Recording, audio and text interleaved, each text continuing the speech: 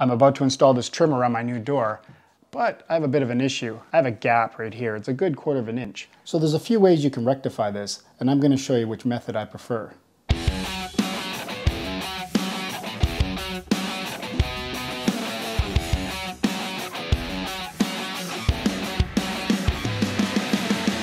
So before we get into the method that I like, here's a couple of other ways you can do this.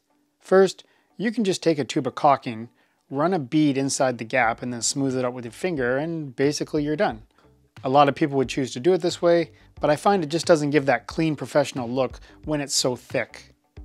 Another way you can do this is you can just put the trim in place, take a sharp knife, and use your trim as a guide to score the drywall.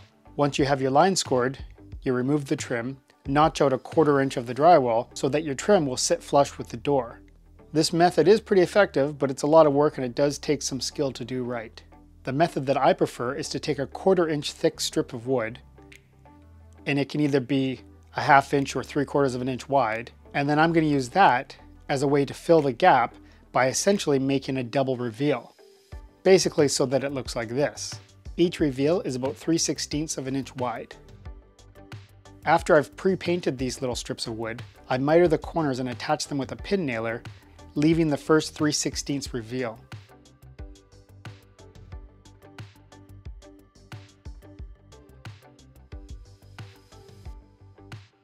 So now when I place my trim up against the strip I just installed, it sits perfectly flush.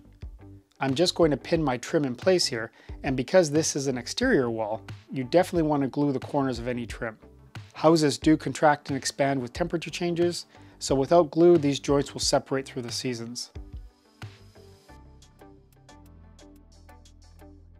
Throw in a few more nails, and all I have left to do is touch up with a bit of caulking and throw in some paint.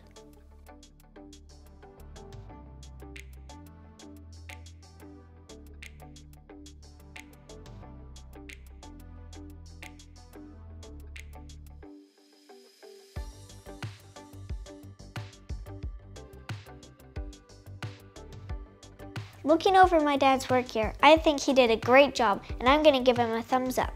If this video helped you at all, maybe consider subscribing and leaving a thumbs up.